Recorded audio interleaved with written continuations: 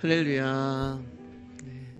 하나님의 말씀은 마태복음 25장 1절에서 13절까지 말씀 보도록 하시겠습니다. 오늘은 마태복음 25장 1절에서 13절까지의 말씀입니다. 제가 한 절, 여러분 한 절, 마지막 절 13절은 같이 읽도록 하겠습니다.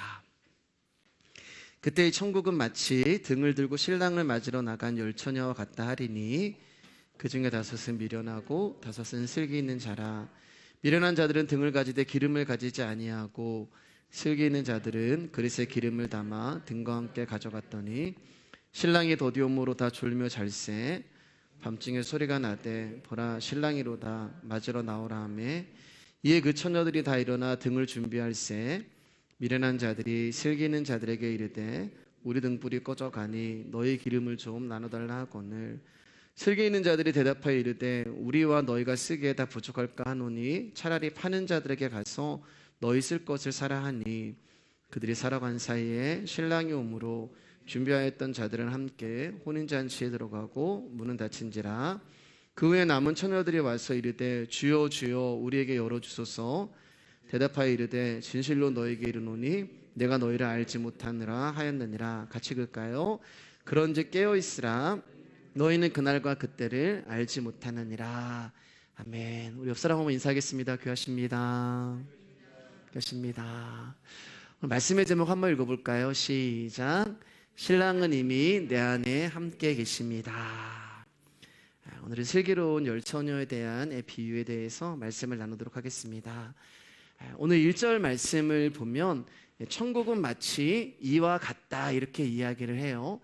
그러니까 이제 예수님이 오늘 열처녀의 비유를 통하여서 우리 가운데 말씀하시고자 하시는 그 핵심이 뭐냐면 하나님 나라는 이와 같은 거야 라는 것을 알려주기를 원하시는 거예요. 그러니까 이제 우리가 오늘 말씀을 들을 때 오늘 비유는 하나님 나라에 관한 비유구나 라는 것을, 모든 비유가 그렇지만 여러분 염두에 두시고 이 말씀을 들어주시길 바랍니다. 유대인은 이제 결혼을 할 때 정혼, 약혼을 하고 1년 정도의 기간을 가진 후에 신랑이 신부를 맞이할 준비가 되면 신부의 집으로 가서 신부를 데려오는데 데려오는 그 시각이 이제 대체적으로 저녁이 돼요. 신랑은 친구들과 함께 신부의 집으로 가서 종교적 혼인 예식을 마치고 신부를 데리고 이제 신랑의 집으로 돌아오는 절차를 거칩니다. 그러면 이제 신부의 친구들이 들러리가 되어서 돌아오는 신랑 일행을 등을 들고 나가서 노래와 춤으로 맞이하는 것이 유대인의 이제 결혼 풍습이 되는 거예요. 그러니까 우리나라와 굉장히 비슷하죠. 우리나라도 보면은 전통 혼례를 하면은 신랑이 말을 타고 신부의 집으로 장가를 가서 거기서 예식을 치르고 이제 신부를 가마에 태우고 신랑의 집에 시집을 오잖아요. 이제 그런 이제 내용인 거예요. 근데 오늘 본문을 보면 신랑 일행이 돌아오는 시간이 많이 지체되어 신랑을 기다리던 10명의 처녀들이 피곤해서 다 졸며 이제 자기 시작하는 거죠. 그런데 그때 갑자기 보라 신랑이로다 맞으러 나오라는 소리가 들리고 자고 있던 10명의 처녀들은 각기 등을 준비하고 신랑을 맞으러 나갔는데 5명의 처녀의 등이 꺼져가기 시작하는 거예요.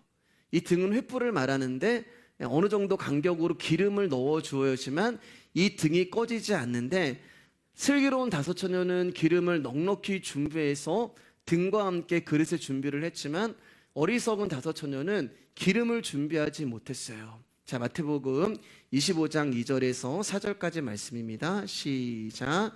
그 중에 5은 미련하고 5은 슬기 있는 자라. 미련한 자들은 등을 가지되 기름을 가지지 아니하고 슬기 있는 자들은 그릇에 기름을 담아 등과 함께 가져갔더니.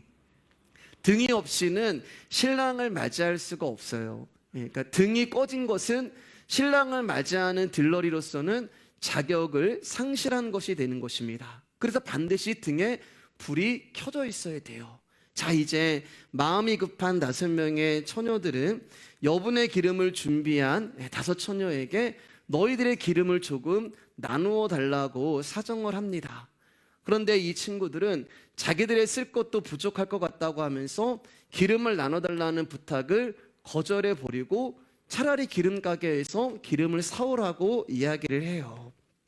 우리가 생각할 때는 인간적인 도리와 친구라는 관계를 비추어 보면은 이 슬기로운 다섯 처녀는 인간적인 정도 없고 의리도 없는 냉정한 이들로 보이기도 합니다.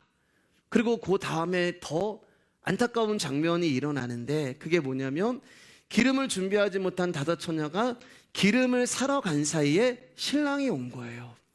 그래서 기름을 준비하였던 슬기로운 다섯 처녀는 신랑과 함께 혼인잔치에 들어가게 되고, 그리고 천국의 문은 딱 닫혀버리게 됩니다. 그리고 얼마의 시간이 지나서 이제 이 미련한 처녀 다섯이 와서 천국문을 두드리면서 주여 주여 우리에게도 열어주소서라고 외원하지만, 그때 신랑이 뭐라고 하냐면은 내가 너희를 알지 못한다. 이게 오늘 이제 본문의 내용이잖아요. 이 장면도 사실 좀 이제 우리가 인간적으로 보면은 좀 너무하다는 생각이 들어요. 왜냐하면 다섯 처녀가 기름을 준비하지 못한 것이 물론 그들의 실수이지만 어쨌든 그들은 밤늦도록 신랑을 기다리고 있었고, 그리고 솔직히 여러분, 신랑이 늦게 온 거거든요. 성경도 그것을 말씀하고 있어요. 신랑이 늦게 왔기 때문에 그들의 기름이 떨어진 거예요. 그러면 신랑이 조금 일찍 오고 예정된 시간에만 왔으면 이 여인들의 기름은 떨어지지 않았을 거예요. 자, 우리 한번 마태복음 25장 5절 말씀 한번 볼게요. 시작. 신랑이 더디 오므로, 신랑이 더디 온 거예요. 그러니까 모든 원인과 책임은 늦게 온 신랑에게 있는 것이지 기름을 준비하지 못한 처녀들에게 있는 것이 아니라는 이야기가 되는 것입니다. 신랑이 제 시간에만 왔다면 기름이 부족한 상황은 일어나지 않았을 거예요. 자, 그러면 자기가 늦게 온 거잖아요. 그러면 그러한 상황을 감안해서라도 신랑이 문을 열어주는 것이 타당한 것이고, 그동안 신랑을 기다리느라고 수고한 것을 봐서라도 미안한 마음을 가지고 잔치에 참여하도록 해주는 것이 인간적인 처사고 당연한 일인 거예요. 신랑이 뭐라고 이야기하면 12절 말씀 가운데 내가 너희를 알지 못한다 이렇게 이야기를 해요. 굉장히 주여 주여 문을 열어달라고 하는 그들의 요구에 외침을 냉정하게 잔인하게 거절을 합니다. 우리가 이제 여기까지 딱 보면서 야, 어떻게 여기 신랑은 이제 예수님을 말하는 거잖아요. 사랑의 예수님이라고 하는 신랑이 이렇게 냉정하고 잔인할 수가 있는가? 나는 이런 예수님을 못 믿겠다. 그리고 떨어져 나가면 여러분 그때는 이제 불신앙을 가진 불신자가 되는 거예요. 자, 그러면 이 상황을 우리가 어떻게 받아들여야 할까? 신랑이 늦게 온 것이고 신랑이 더디 온 것이고 문 좀 열어줄 수 있는데 문도 열어주지 아니하는 이 상황을 우리가 어떻게 받아들여야 할까? 그래서 오늘 본문을 시작할 때 처음에 뭐라고 말씀드렸어요? 천국은 이와 같다. 지금 여기서 말하는 이 상황은 하나님 나라를 말하는 거예요. 그러니까 천국은 우리의 이성과 상식으로 이해할 수 없는 나라이고 우리의 윤리와 도덕으로 이루어진 나라가 아니며 인간적인 도리나 인간관계의 정과 의리와 아무 상관이 없다는 것을 지금 이 비유를 통하여서 예수님이 우리 가운데 알려주시기를 원하는 거예요. 이 열 처녀의 비유는 이제 마태복음에만 기록이 되어 있고 다른 복음서의 본문과 비교해 볼 수가 없어요. 다른 복음서에는 기록이 안 돼 있어서요. 여러 가지 이제 해석들이 있고 또 우리가 또 이제 어린 시절부터 많이 들었던 설교고 또 많은 목사님들도 이 부분에 대해서 많은 설교를 했습니다. 제가 이제 보니까 많은 오해들도 있고 또 맞게 해석하시는 분들도 있고 또 각 비유에 등장하는 각각의 소품들에 너무 많은 의미를 부여하는 것도 있고 그런데 이제 제가 이제 말씀을 준비하면서 가장 많은 주장이 무엇이냐 이 열처녀 비유에 대한 가장 많은 주장이 어떤 거냐면은 이거예요 여러분. 우리는 게으르고 믿음이 없는 미련한 처녀가 되지 말고 깨어있는 슬기로운 처녀가 되어서 성령의 기름을 잘 준비해서 믿음으로 기도하고 구제하며 선한 행위로 예수님의 재림을 잘 준비해야 합니다. 이게 이제 이 말씀에 대한 결론과 주장으로 많이 이제 나오는 그런 말씀이 되죠. 많은 이제 결론이 되죠. 그러면서 그러면 이제 우리가 어떻게 슬기로운 처녀가 되냐? 첫 번째, 두 번째, 세 번째 하면서 이제 성경을 분석해 가면서 우리가 할 수 있는 가능성을 이야기합니다. 어떤 자들이 슬기로운 처녀고, 어떻게 해야 슬기로운 처녀가 될 수 있으며, 또 미련한 처녀는 누구고, 어떻게 하면 미련한 처녀가 될 수가 있으며, 연구하고 분석하고 내린 그 결론이 우리는 게으르지 말고 깨어서 열심히 기도하고 믿음을 쌓아서 슬기로운 처녀들이 되어야 합니다. 슬기가 무엇이고, 또 미련한 것은 무엇이고, 누가 슬기로운 자고 또 누가 미련한 자고, 어떻게 해야 슬기로운 자가 되는 것이고, 또 어떻게 하면 미련한 자가 되는 것이고. 그러니까 우리는 말씀을 그렇게 결론을 내버리면요, 어떻게 우리는 집중하게 되는 거예요. 어떻게. 그러면 어떻게 그 다음에 누가 나오냐면은, 누가 어떻게 하는 거예요? 내가 어떻게 하면은 슬기로운 자가 되고, 내가 어떻게 해야 미련한 자가 되지 않고, 내가 어떻게 해야 깨어있고, 내가 어떻게 해야 게으르지 않고, 내가 어떻게 해야 기름을 준비하냐. 여기에 우리가 이제 집중하게 되는 거예요. 사랑하는 여러분, 신앙의 본질은 하나님이 내 안에서 언약으로 일을 하시며 그 언약을 성취해 나가시는 하나님을 소망하는 것이 신앙이지, 내가 주체가 되어서 하나님의 언약을 내가 이루려고 하는 것은 여러분 종교가 되는 거예요. 종교. 구원은 주인이 바뀌는 것입니다. 나의 생명의 주인도 주님이시고 나의 삶의 주인도 주님이 되는 거예요.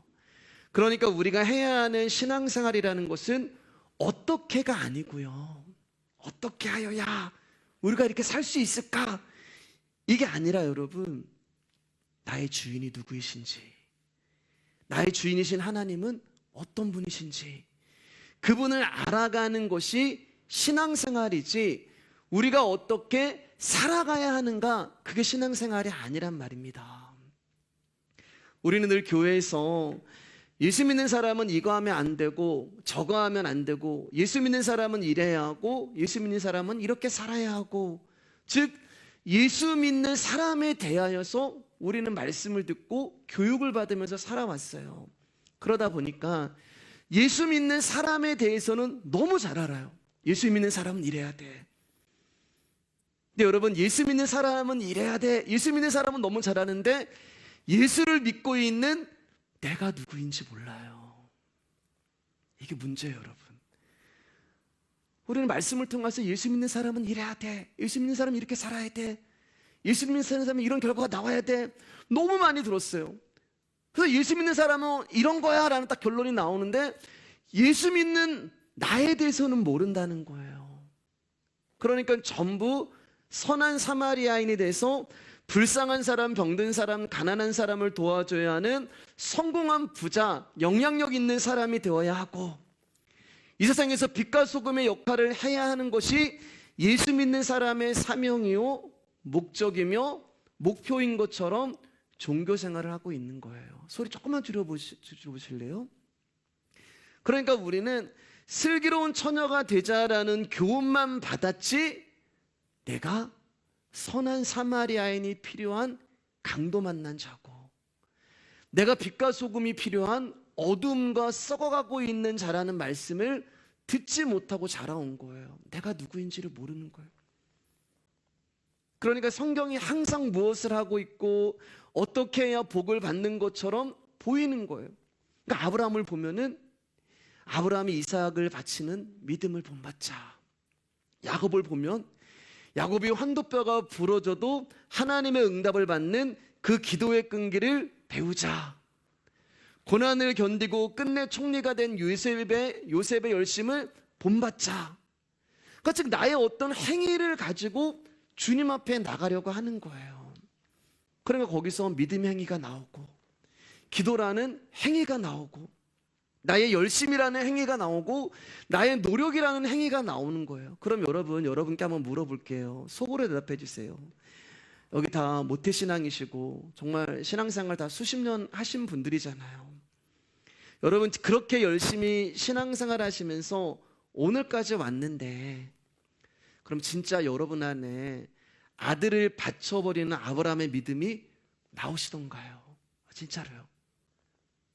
환도뼈가 부러지는 경험을 하면서까지 받은 기도의 응답이 있으시던가요?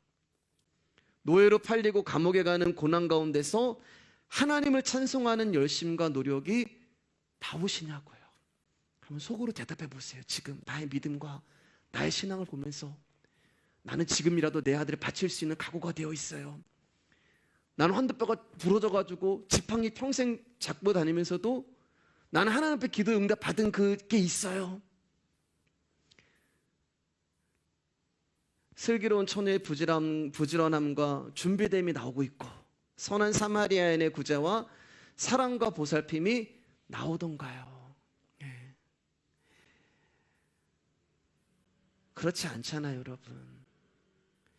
만약에 정말 하나님이 지금 오셨는데 나의 믿음과 나의 살아온 삶을 하나님 앞에 주님 제가 이렇게 살았습니다라고 내어놓을 수 있는 그런 자신감이 여러분 솔직히 우리 가운데 없으시잖아요. 근데 왜 자꾸 우리가 선한 사마리아인이 되고 빛과 소금이 되고 슬기로운 다섯 처녀가 될 수 있다고 자신을 하세요? 여러분 우리는요 할 수 있다는 그 생각조차도 해서는 안 되는 자들이라는 것입니다. 때로는 이제 어떤 분들이 저에게 목사님 너무 복음만 전하는 거 아니냐, 말씀이 한쪽으로 치우쳐 있는 거 아니냐, 우리가 이 생을 살아가는데 어떻게 살아가야 하는지 그런 교훈적인 말씀도 좀 해주셔야 하는 거 아니냐라는 말씀을 하시는 분들도 계세요. 근데 여러분 한쪽으로 치우쳤다는 말은 다른 무언가가 있다는 쪽이 얘기잖아요. 다른 무슨 쪽이 있다는 얘기잖아요. 근데 다른 쪽이 뭐가 있을까요, 여러분? 성경에 예수 그리스도에 또 무엇이 있다는 말이에요. 그리고 제가 교훈적인 말씀을 드리고 그리스도인으로 이렇게 저렇게 살자고 한들 여러분에게서 정말 그 삶이 나오시냐고요. 멀리 갈 필요도 없어요. 여러분에게 갈 필요도 없어요, 여러분. 저를 봐도 안 돼요. 저를 봐도.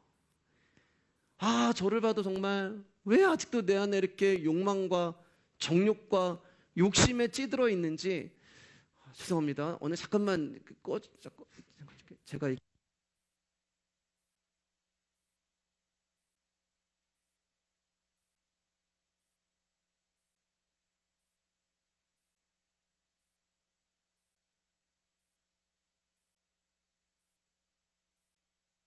하나 둘 셋. 네. 침 안 튀기게 할게요. 네. 절망할 때가 있어요, 여러분. 제 자신은 여러분까지 갈 필요도 없고요. 오늘 이제 12월 8일이 우리 교회가 이제 개척한 지 2년 이제 오늘이 딱 되는 날이잖아요. 2년 되는 날이잖아요.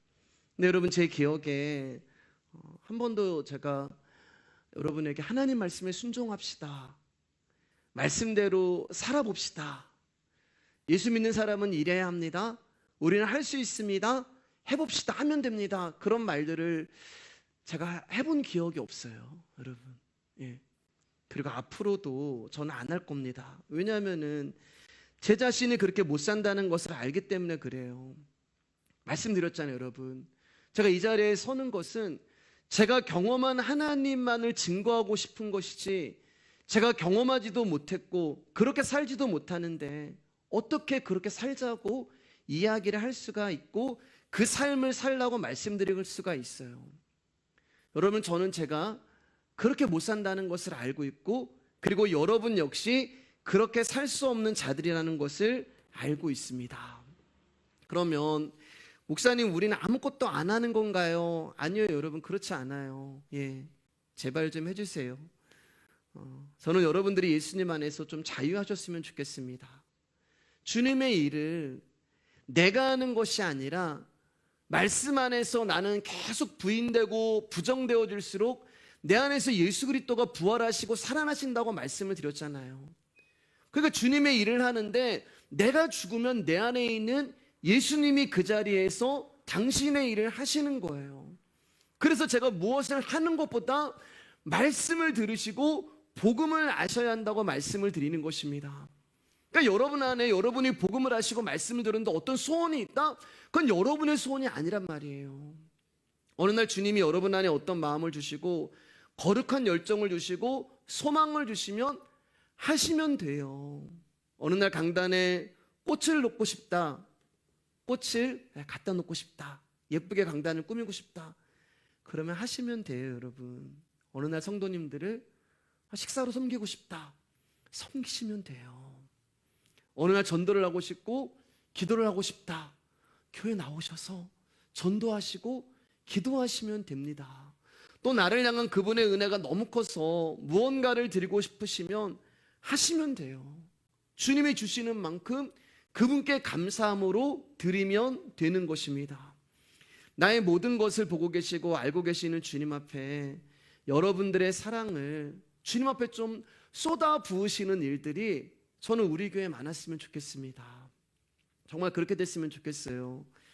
어떤 특정한 날이라서 하는 것이 아니라, 어떤 특정한 절기라서 하는 것이 아니라 언제든지 주님께 받은 은혜와 이 복음이 너무 귀해서 날마다 주님 앞에 감사와 사랑이 드려지는 그런 예배로 저와 여러분들이 나갔으면 좋겠습니다. 저는 주일날 말씀을 드렸잖아요, 여러분. 하나님이 우리에게 아빠로 다가오고 싶어 하시지 하나님으로 다가오고 싶어 하지 않으신다고 말씀을 드렸잖아요. 그래서 예수님이 너희도, 우리를 향해서 뭐라고 말씀하는 거예요? 너희도 하늘에 계신 아빠라고 부르라고 말씀하셨잖아요. 그런데 그 근거가 뭐라고 말씀드렸어요? 하나님을 아빠라고 부르실 수 있는 유일하신 예수님이 저와 여러분 안에 들어와 사심으로 말미암아 저와 여러분도 하나님을 아빠라고 부를 수 있는 특권이 주어진 거잖아요. 그 하나님 아버지가요, 우리가 선한 사마리아인의 삶을 살지 못해도 우리를 책망하지 않으세요. 왜요? 이미 선한 사마리아인 되시는 예수님이 우리 안에 계시기 때문에 그렇습니다. 저와 여러분들이 빛과 소금이 되지 못해도 우리를 나무라지 않으세요. 왜냐하면 이미 빛과 소금이 되신 예수님이 우리 안에 들어와 계시기 때문에 그렇습니다. 우리가 슬기로운 다섯 처녀가 되지 않아도 우리를 포기하거나 버리시지도 않은 거예요. 그러니까 나의 눈으로 나를 보면 정말 꽝이고, 나의 눈으로 나를 보면 정말 절망스럽고 실망밖에 안 됐는데, 하나님은 우리 안에 있는 당신의 아들 예수 그리스도를 통하여서 괜찮다, 잘했다, 귀하다, 예쁘다 하시는 거예요. 왜냐하면 자녀이기 때문에 그렇습니다. 하나님은 우리가 당신의 품 안에서 아들로 딸로 안식하기를 원하시지, 우리가 무언가를 가지고 그것을 가지고 뭘 하는 것을 원하시지 않는다는 거예요. 여러분, 우리 안에 진짜 악하고 잘못된 생각이 무엇이냐면 우리가 선한 삶을 살 수 있다는 이 생각입니다. 지겹도록 안 바뀌는 게 바로 이 생각인 거예요. 자꾸 어떤 가능성을 우리에게 부여합니다. 우리의 능력으로, 우리의 힘으로 구원을 이룰 수 있다고 생각을 해요. 그게 악한 생각이라니까요. 왜냐하면 우리의 힘으로, 우리의 능력으로 무언가를 할 수 있다면 신앙의 주인이 예수 그리스도가 아니고 내가 되는 거예요. 그게 아버지의 품을 떠나서 나에게 있는 유산으로 내가 얼마든지 잘 먹고 잘 살 수 있다고 하는 둘째 아들의 모습이 되는 것입니다. 우리가 선한 삶을 살아보아봤자, 또 타인의 선한 삶을 들어봤자, 그리고 그러한 것을 성경에서 발견해봤자, 여러분, 우리는 그러한 삶을 살 수 있는 존재가 안 된다는 것을 인정하셔야 되는 거예요. 그것을 빨리 깨달으셔야 되는 거예요. 그것을 빨리 깨달으면 깨달을수록 주님이 그때부터 일을 하시는 거예요. 복음은 거기서 출발하는 거예요. 아, 하나님, 나는 돼지군요. 나는 아무것도 할 수 없는 자군요. 그렇게 내가 부인되고 부정되어질 때, 그때 예수 그리스도가 내 안에 오셔서 나를 대신해서 나와 함께 이제는 그분이 주체가 되어서 주님의 일을 해나가시는 것입니다. 그게 복인 거예요. 자, 마태복음 25장 13절 말씀입니다. 시작. 그런즉 깨어있으라. 너희는 그날과 그때를 알지 못하느니라. 우리 이제 말씀의 마지막 결론이란 말입니다. 예수님이 이 비유를 통해서 우리 가운데 말씀하시고 싶은 내용이 뭐냐면은, 천국은 깨어 있는 상태라는 것을 말씀하시기를 원하시는 거예요. 자, 그럼 우리가 깨어만 있으면 천국에 들어갈 수 있다는 말이 되어 있는 거예요. 그러면 깨어 있는다는 게 무엇일까? 깨어 있으라라고 말씀하시잖아요. 졸지도 않고 자지도 않고 정신을 바짝 차리고 신랑이 올 때를 기다리는 것이 깨어 있는 것일까요? 여러분, 우리가 어떻게 앉아요, 여러분? 우리가 어떻게 안 졸 수가 있겠습니까? 우리는 그렇게 못해요. 그래서 열처녀 모두가 잠이 든 것입니다. 근데 우리는 자꾸 어떤 게 인식을 갖고 있냐면 슬기로운 다섯 처녀는 잠을 안 자고 기다렸다고 생각을 해요. 성경에 그렇게 기록되어 있다고 생각하는데 그렇지 않아요. 자, 우리 한번 마태복음 25장 5절 다시 한번 읽을게요. 시작. 신랑이 더디옴으로 다 졸며 잘세. 여기 보면 다 졸았다고 얘기하고 있잖아요. 다 잔 거예요. 슬기로운 다섯 처녀도 잤고 미련한 다섯 처녀도 자고 있었습니다. 잔다는 말은 어떤 의미가 되냐면은 밤이 깊었다는 말이에요. 그러니까 신랑이 더디옴으로, 그러니까 신랑이 올 시간을 훨씬 넘긴 늦은 밤이 되었기 때문에 이 10명의 처녀가 기다리다 지쳐서 잠이 든 거예요. 정확히 언제 왔는지는 이제 안 나와 있지만 아마 새벽 1시, 2시, 3시 이렇게 신랑이 온 것 같습니다. 당시에 무슨 통신수단이 있었던 것도 아니고 신랑이 언제 올지도 모르고 이 열처녀가 할 수 있는 것은 신랑이 오는 동네에 있구나 산만을 바라보고 있는 것 말고는 아무것도 할 수 없었어요. 그렇게 그곳을 오랜 시간 기다리다 보고 시간이 가니까 피곤한 거예요. 언제 오나 기다리다가 체력이 안 되니까 잠이 든 거예요. 피곤하고 힘들면 여러분 어떻게 해요? 자야죠. 여러분, 우리가 인생을 살면서 안 되는 것들이 있잖아요. 때로는 우리가 인생을 살면서 힘에 부칠 때가 있잖아요. 우리가 인생을 살면서 피곤하고 하고 싶은데 내 마음은 하고 싶은데 내 육신이 안 되는 일들이 있잖아요. 근데 여러분 괜찮아요. 힘들어서 못할 수도 있고 졸려서 잠들 수도 있습니다. 하나님은 그것을 가지고 뭐라고 하지 않으세요. 너 왜 잠들었니? 너 왜 깨어있지 않았니? 라고 말씀하지 않으세요. 우리가 하나님이 어떤 분인지를 모르니까, 하나님 아버지를 알지 못하니까 하나님의 말씀을 우리의 수준의 방식대로 해석을 해버리는 거예요. 그러니까 자꾸 메워버리는 거예요, 여러분. 거기에 묶여버리는 것입니다. 스스로 결박을 당하고 스스로 묶이는 거예요. 그 말씀을 내가 지키면 나는 말씀을 지켰으니까 다른 사람을 그 말씀으로 묶어버려요. 나는 이 말씀을 지켰는데 너는 왜 못 지켜? 그래서 자기도 못 지켜요, 여러분. 그러면 스스로 또 묶이는 거예요. 그러니까 하나님의 말씀을 우리가 무슨 뜻인지를 모르니까 자꾸 그 말씀을 지켜내야 되는 어떤 율법, 어떤 계명으로 생각을 해버리는 거예요. 교회는 이래야 하고 성도는 이래야 하고 나는 철회하면서 기도하는데 너는 왜 철회하면서 기도 안 해? 나는 금식하는데 왜 너는 금식 안 해? 나는 이렇게 봉사하고 나는 헌신하는데 너는 왜 이렇게 안 해? 그것을 하고 있는 나는 떳떳하고 나는 자랑스러운 거예요. 그러면서 그것을 하지 못하는 자들 향해서는 계속 묶어버려요. 좀 전에 말씀드렸지만 나도 못할 때가 있어요.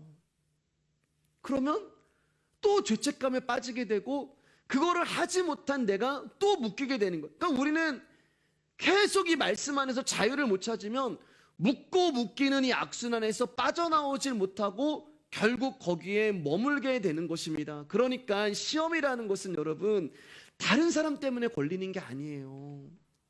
자기 자신으로 인하여서 시험에 빠지는 것입니다. 여러분, 우리는 잠들 수밖에 없는 그런 존재입니다. 연약한 존재예요. 넘어질 수밖에 없고 쓰러질 수밖에 없는 존재예요. 그렇기 때문에 신랑을 기다리다가 잠이 든 것은 아무 문제도 안 돼요.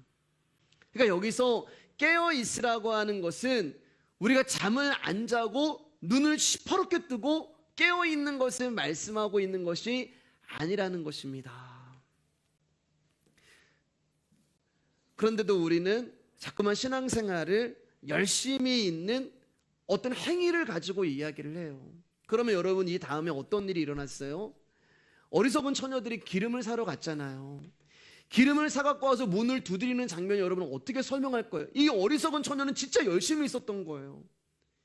신랑을 기다렸고 기름이 떨어지니까 이제 그 기름을 사러 갔다 왔고 문을 두드리면서 주여 주여 하고 있고 열심히 있는 사람들이었단 말입니다.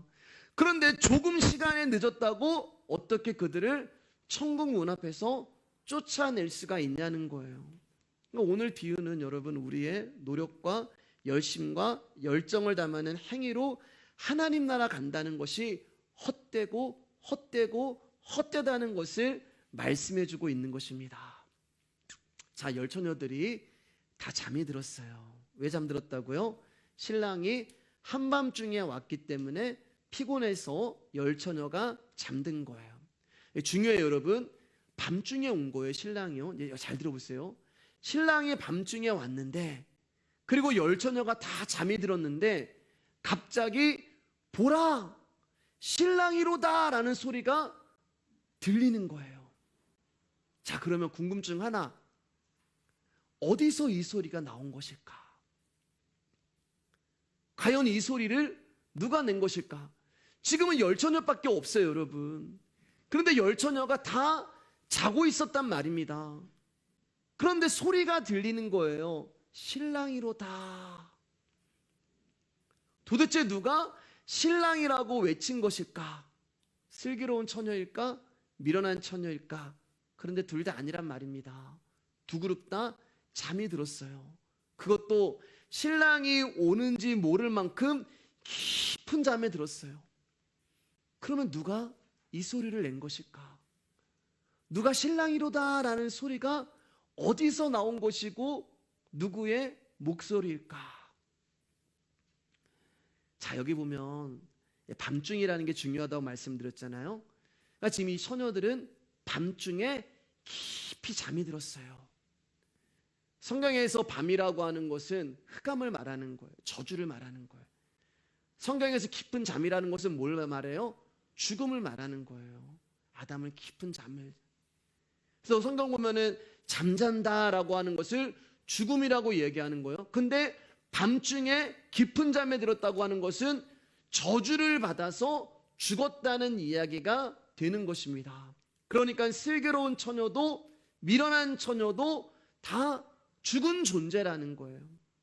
그렇기 때문에 그들은 신랑을 볼 수가 없는 거예요. 죽어있기 때문에요. 신랑이 오는 것을 알 수가 없는 거예요. 죽어있는 존재이기 때문에요. 자, 요한복음 1장 5절입니다. 자, 정신 차리고 한번 잘 들어주세요. 시작. 빛이 어두움에 비치되 어두움이 깨닫지 못하더라. 요한복음은 여러분 하나님을 두 가지로 이야기하시는데 하나는 빛이라고 얘기하시고 하나는 말씀 소리로 이야기하세요. 그러니까 지금 이 상황은 빛이신 예수님이 밤이라는 어둠 가운데 있는 잠자고 있는 죽은 자들을 신랑이다라고 하는 말씀 소리로 비추시는 거예요. 빛이 어두움에 비치되. 죽은 자가 할 수 있는 것은 아무것도 없잖아요. 눈도 못 뜨고 소리를 낼 수도 없고 움직일 수도 없어요. 죽은 자가 할 수 있는 유일한 것은 듣는 것 외에는 아무것도 할 수가 없습니다. 죽은 자들이 말씀을 듣는 거예요. 여러분 쉽게 한번 생각해 보세요. 저와 여러분들이 죽었던 자들이잖아요. 그런데 그 말씀이 우리들을 찾아와서 들려지기 시작하는 거예요. 내가 이 말씀을 들으려고 여러분들이 신학을 하신 것도 아니고 여러분들이 이 복음을 들으려고 무슨 묵상을 열심히 한 것도 아니고 성경을 막 100번 통독하신 것도 아니고 어떤 노력도 하지 않았는데 그냥 예배 시간에 이 자리에 와서 말씀을 듣고 계시는데 그 말씀이 내 귀를 통하여 내 안에 들어오고 내 영혼을 휘젓고 내 심장을 뛰게 하고 나에게 생명을 주는 거예요. 그 죽은 자들이 말씀을 듣는 거예요. 그래서 제가 말씀은 듣는 것이 아니라 들려지는 것이라고 말씀을 드리는 것입니다. 자, 이것을 요한복음 5장 25절에 이 구절을 외우면 좋겠습니다. 한번 같이 읽어보겠습니다. 시작. 진실로 진실로 너희에게 이르노니 죽은 자들이 하나님의 음성을 들을 때가 오나니 곧 이때라. 듣는 자는 살아나리라.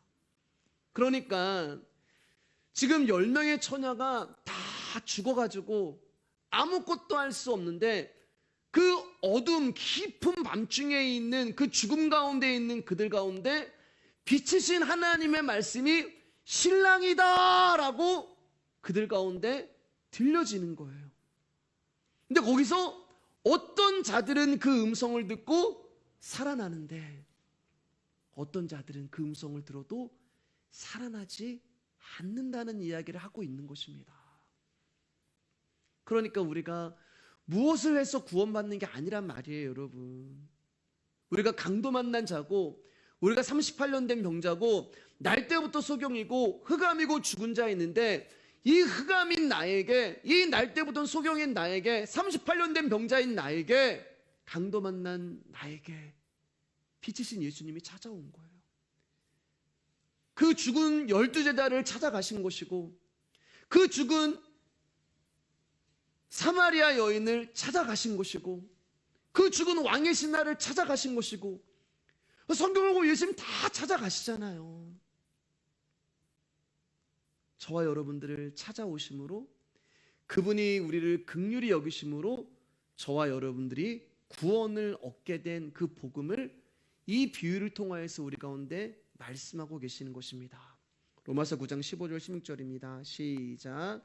모세에게 이르시되 내가 긍휼히 여길 자를 긍휼히 여기고 불쌍히 여길 자를 불쌍히 여기리라 하셨으니 그런즉 원하는 자로 말미암음도 아니요 다른 박질하는 자로 말미암음도 아니요 오직 긍휼히 여기시는 하나님으로 말미암음이니라. 여러분, 성경은 슬기로운 5처녀가 어떻게 기름을 준비했는지, 그들에게 어떻게 기름이 주어졌는지 말하고 있지 않아요. 왜일까요, 여러분? 여러분, 슬기로운 이 처녀들은 기름을 어떻게 준비했을까요? 성경은 말하고 있지 않아요. 왠지 아세요, 여러분? 그것은 이 슬기로운 처녀가 준비한 것이 아니기 때문에 그래요. 기름이라고 하는 것은 예수 그리스도를 말하는데 슬기로운 처녀가 준비한 것이 아니라 창세전에 하나님이 긍휼히 여기시고 불쌍히 여기시는 이들 가운데 은혜로 주어진 것이 기름이란 말입니다. 그래서 오늘 말씀은 어떻게 시작해요? 마태복음 5장 2절 말씀 가운데 그 중에 5은 미련하고, 여러분 주의 깊게 보세요. 5은 슬기 있는 자라. 이 10명의 처녀들이 무언가를 하지 않았단 말이에요. 아직 아무것도 하지 않았는데 어떻게 시작하냐면은 그 중에 5은 미련하고 이미 결정이 된 거예요. 5은 슬기 있는 자라. 무언가를 해가지고 내가 슬기로운 처녀가 되고 내가 무언가를 해서 하지 않아서 미련한 처녀가 되는 게 아니라 이미 성경은 정해놓고 시작을 하는 거예요. 천국에 들어갈 수 있는 택한 슬기로운 5처녀, 하나님이 긍휼히 여기시고 불쌍히 여기시는 처녀들, 그렇지 않은 미련한 처녀가 이미 나누어져 있는 것입니다. 근데 무엇으로 나눠졌다고요? 기름이요. 신랑이 온다는 소식에 자다가 깨어 등을 보니 미련한 5처녀의 등은 꺼져가고 있는데 슬기로운 처녀의 기름은 떨어지지 않아요. 똑같이 준비를 했는데. 왜일까요, 여러분? 기름은 성경에 뭐라고 말씀하고 있어요? 부어지는 거예요. 부어지는 거. 내가 준비하는 게 아니고 성령의 기름이 부어지는 거예요. 이 기름은 계속 하나님이 우리 가운데 부어지는 거예요. 그러니까 떨어질 수가 없는 거예요. 슬기로운 5처녀는요, 내가 어떤 존재인지 아는 사람들을 말하는 것입니다. 나는 기름이 없으면 죽을 수밖에 없는 자라는 것을 아는 사람이에요. 나는 기름이 부어지지 않으면 아무 쓸모없는 자다라는 것을 아는 자예요. 즉 나는 예수님이 없으면 살 수가 없는 죄인입니다라는 것을 아는 자들이 슬기로운 5처녀가 되는 것입니다. 나라는 존재가 어떤 존재인지 뼈저리게 처절하게 절실하게 알면 알수록 하나님의 말씀이 더 필요하고 그 말씀이 그 영혼 가운데 그분의 생명이 더 강하게 역사하고 우리의 영혼이라고 하는 등으로부터 위로부터 그분의 기름이 끊임없이 부어지는 거예요. 그래서 이 기름이 부어지는 사람은요, 말씀에도 갈급한 거예요. 이 기름이 부어지는 사람은요, 은혜를 더 사모하게 되는 거예요. 이 기름이 계속해서 부어지고 있는 사람은 교회 나오지 말라고 해도 교회 나오고, 말씀 듣지 말라고 해도 말씀 듣고, 나는 예수님이 없으면은 살 수가 없는 자라는 고백이 내 심령 깊숙한 곳에서 나올 수밖에 없는 자들이에요. 그 말씀 때문에 제가 살고, 그 음성 때문에 제가 존재합니다라는 고백을 할 수밖에 없는 자들이 슬기로운 다섯 처녀가 되는 것입니다. 자, 우리 9절에서 10절 말씀 읽을게요. 시작. 슬기 있는 자들이 대답하여 이르되 우리와 너희가 쓰기에 다 부족할까 하노니 차라리 파는 자들에게 가서 너희 쓸 것을 사라 하니 그들이 사러 간 사이에 신랑이 오므로 준비하였던 자들은 함께 혼인잔치에 들어가고 문은 닫힌지라. 미련한 다섯 처녀가 기름을 사러 간 사이에 신랑이 왔어요. 길이 어긋났습니다. 서로 만나지 못한 거예요. 왜냐하면 미련한 다섯 처녀가 집중한 것은 기름이 아니라 기름을 파는 자들에게 간 거예요. 기름은 예수님이라고 말씀을 드렸잖아요. 그 신랑이신 기름이 지금 오고 있는데, 기름이 오고 있는데 이 기름에게 집중하는 것이 아니라 기름을 팔고 있는 자들에게 간 것이 이들의 문제가 되는 거예요. 엉뚱한 곳에 가서 기름을 구합니다. 그러니까 이 사람들은 언제든지 내가 원하면 기름을 구할 수 있다고 생각을 해요. 기름을 구할 수 있어요. 어떤 기름이요? 물에 탄 기름이요. 가짜 기름을 구하는 것입니다. 비슷해요, 여러분. 그래서 하나님 앞에 드러나겠지만 그 전까지는 비슷해요, 여러분. 가짜 기름을 가지고 있기 때문에 그래요. 근데 그러니까 이 사람들은 진짜 기름이신 예수 그리스도께 관심 있는 것이 아니라, 진짜 기름이신 말씀에게 관심 있는 것이 아니라 그 기름을 파는 자들에게 얼마든지 구원을 얻을 수 있다고 생각을 하는 것입니다. 자, 11절 12절입니다. 시작. 그 후에 남은 처녀들이 와서 이르되 주여 주여 우리에게 열어주소서. 대답하여 이르되 진실로 너희에게 이르노니 내가 너희를 알지 못하노라 하였느니라. 미련한 다섯 처녀가 다시 왔는데 이제 혼인잔치의 문이 닫혀버렸습니다. 미련한 다섯 처녀는 여러분 어떤 걸 갖고 있어요? 구원을 돈으로 살 수 있다고 생각을 하는 자들이에요. 여러분, 답답한 것은 이러한 사고방식에 갇혀있는 자들에게 왜 슬기로운 다섯 처녀에게만 기름이 있는지 아무리 설명을 해도 이해를 하지 못해요. 이 사람들이 여러분 보세요. 주여 주여라고 하면서 천국문을 열어달라고 호소를 해요.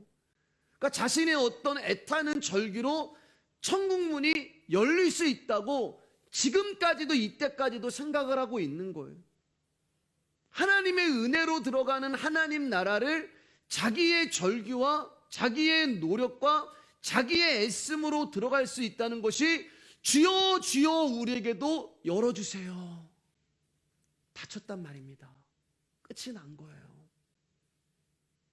그래서 그들의 호소에 예수님이 내가 너희를 알지 못한다라고 하시는 것입니다. 우리 비슷한 말씀 있죠? 마태복음 7장 21절 23절입니다. 시작.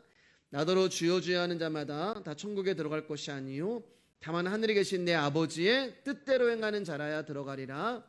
그날에 많은 사람이 나더러 주여 주여 우리가 주의 이름으로 선지자 노릇하며 주의 이름으로 귀신을 쫓아내며 주의 이름으로 많은 권능을 행하지 아니하였느까 하리니 그때 내가 그들에게 밝히 말하되 내가 너희를 도무지 알지 못하니 불법을 행하는 자들아 내게서 떠나가라 하리라. 주여 주여 해요. 주여 주여 하면서 주의 이름으로 주의 이름으로 주의 이름으로 해요.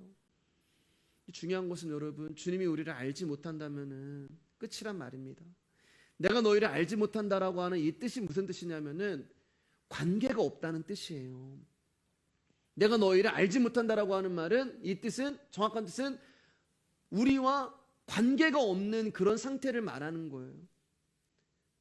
그래서 우리가 이제 주일날 기도에 대해서 공부를 하고 있는데 기도의 정의가 뭐라고 말씀드려요? 관계라고 말씀을 드렸잖아요. 주여 주여 하면서 기도하는데 관계가 없어요. 우리가 주여하면 어떤 주여 삼청하고 막 주의 이름 부르짖으면서 막 기도를 하는데 하나님이 응답을 하시는데 관계가 없다고 말씀하시는 거예요. 기름을 준비하지 않은 자들과는 관계가 없는 것입니다. 여러분, 이 은혜를 받은 사람들 있잖아요. 저와 여러분들이 은혜를 받았잖아요.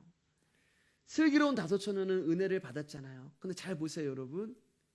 신랑이 지금 오고 있는데 이미 이 슬기로운 다섯 처녀 안에는 신랑이 존재하고 계시는 거예요. 새벽에도 이제 말씀을 나눴지만 우리 자꾸만 천국 이러면 죽어서 가는 하나님 나라를 이야기하는 다윗이 그렇게 고백하지 않잖아요. 날마다 구원을 이야기해요. 날마다. 다윗에게 있어서 구원은 날마다 매일매일 이루어지는 거예요. 하나님 나라는 매일매일 경험하는 거예요.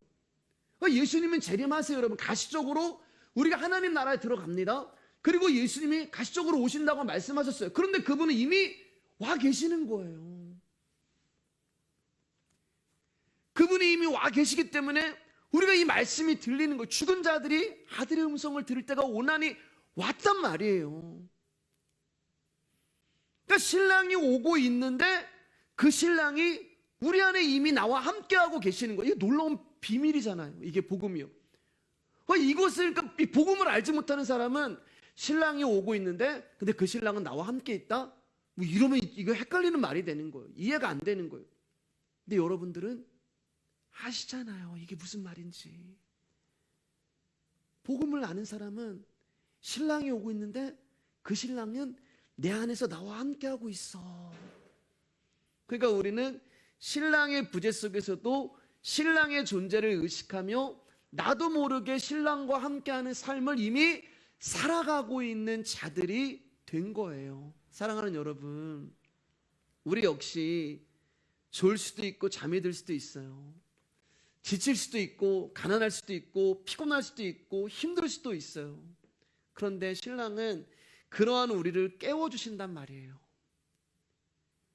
지치고 힘들고 피곤하고 그래서 내가 어쩔 잠이 들었는데 신랑이 와서 우리를 깨워주는 거예요.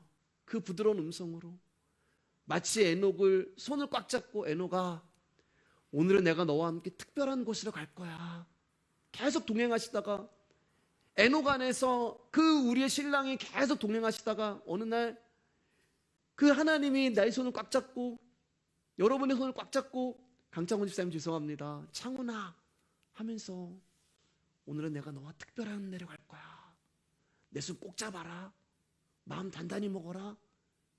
그러면서 어느 날 우리가 하나님 나라 가는 거예요. 뭔가가 무슨 집회를 하고 뭔가 막 그런 거 없어도 그냥 그 나와 함께 하시는 신랑과 늘 동행하면서 어느 날 내가 그분의 동행하심으로 그분이 내 손을 잡고 하나님 나라에 들어가는 것입니다. 그래서 깨어 있으라. 우리가 졸아도 되고 주무셔도 돼요. 그분이 와서 깨워주시는 거예요. 그날과 그때를 알지 못하느니라. 그러나 그날과 그때는 그분이 우리와 함께 동행하는 것입니다. 분명 함께 자고 있었는데 신랑의 긍휼로 잔치집에 들어가게 되는 것을 깨어있던 자로 인정을 해주시는 거예요. 그분이 그렇게 인정을 해주세요. 나는 잤는데요. 나는 졸았는데 하나님 아니야. 너는 안 잤어. 하나님 너 자고 있었어요. 아니야. 너는 깨어 있었어. 하나님 저 졸았는데 아니야. 너는 나를 사모함으로 나를 기다림으로 그렇게 나를 기다리고 있었어. 그렇게 우리를 봐주시는 거예요. 자, 우리 이사야 55장 1절 말씀 이제 보면서 말씀 정리하도록 하겠습니다. 하나님이 다섯 처녀가 기름을 사러 갔잖아요. 근데 우리 가운데도 하나님이 사라고 하신 것이 있어요. 예, 전에 한번 나눴지만 한 번 더 나눠보겠습니다. 55장 1절이에요. 시작. 오라 너희 목마른 자들아 울로 나오라. 돈 없는 자도 오라. 너희는 와서 사 먹되 돈 없이 값 없이 와서 포도주와 젖을 사라. 하나님께서 베푸시는 구원의 은혜를 물, 포도주, 젖으로 이제 상징해서 말씀하시는데 그것을 사라고 말씀하세요. 예, 사라. 근데 재밌는 것은 사라고 말씀하시는데 돈도 내지 말고 값도 내지 말고 거저 사라고 말하세요. 말이 안 되잖아요. 사라고 이야기를 하면서 돈 안 내도 돼? 값을 치르지 않아도 돼? 그러면 도대체 하나님이 말씀하시는 이 사라고 하는 것이 무엇일까? 우리 2절 3절입니다. 시작. 너희가 어찌하여 양식이 아닌 것을 위하여 은을 달아주며 배부르게 하지 못한 것을 위하여 수고하느냐? 내게 듣고 들을지어다. 그리하면 너희가 좋은 것을 먹을 것이며 너희 자신들이 기름진 것으로 즐거움을 얻으리라. 너희는 귀를 기울이고 내게로 나와 들으라. 그리하면 너희의 영혼이 살리라. 내가 너희를 위하여 영원한 언약을 맺으리니 곧 다윗에게 허락한 확실한 은혜니라. 여기 3절 보면은 나오죠. 예. 죽은 자들에게 아들에게 음성을 들을 때가 오나니 곧 이때라. 듣는 자는 살아나리라. 여기도 들으라고 말씀하세요. 그러니까 돈 없이 값 없이 하나님의 구원의 은혜를 산다는 것은 여러분 뭐예요? 들으라는 거예요. 말씀을 들으라는 거예요. 말씀을 들으라는 거예요. 언약의 말씀은 예수님과 은혜로 결론이 나는 말씀입니다. 복음을 들으라는 거예요. 그래서 여러분, 예수님이 선포되지 않는 교회는 교회가 아닌 거예요. 예수 그리스도의 언약의 복음이 선포되지 않는 것은 교회가 아니에요. 올바른 성경과 올바른 말씀의 선포가 없는 교회는 생명이 없는 곳이기 때문에 교회가 아니란 말입니다. 이제 말씀 마칠게요, 여러분. 오늘 이제 비유 이제 들으시면서 1절부터 13절까지 이제 말씀 들으셨잖아요. 근데 여러분 여기서 한 가지 이제 의문 하나 들으셨어야 돼요. 그게 뭐냐면 신부에 대한 이야기가 안 나온단 말입니다. 신부에 대한 이야기가 혼인 잔치고 신랑도 있고 신부의 들러리도 있는데 신기하게도 결혼식에 꽂힌 신부가 여기에는 나오지 않는 거예요. 그럼 신부가 어디 있을까? 신부가 누구예요, 여러분? 신랑이 데리고 가는 사람이 신부잖아요. 그러니까 열 처녀 가운데 주님의 말씀을 듣고 살아난 그 선택하고 부르신 그 5 처녀가 오늘 주님의 신부가 되는 거예요. 바로 들러리라고 여기던 나, 아무것도 아니라고 여기던 내가 신랑의 은혜로 말미암아 신부가 되어서 하나님 나라에 들어간 것이 바로 슬기로운 5 처녀에 대한 비유가 되는 것입니다. 거저 얻은 은혜잖아요. 거저 받은 은혜잖아요. 그래서 오늘도 이 은혜 되신 예수 그리스도만을 감사하고 노래하고 찬양하기를 원합니다.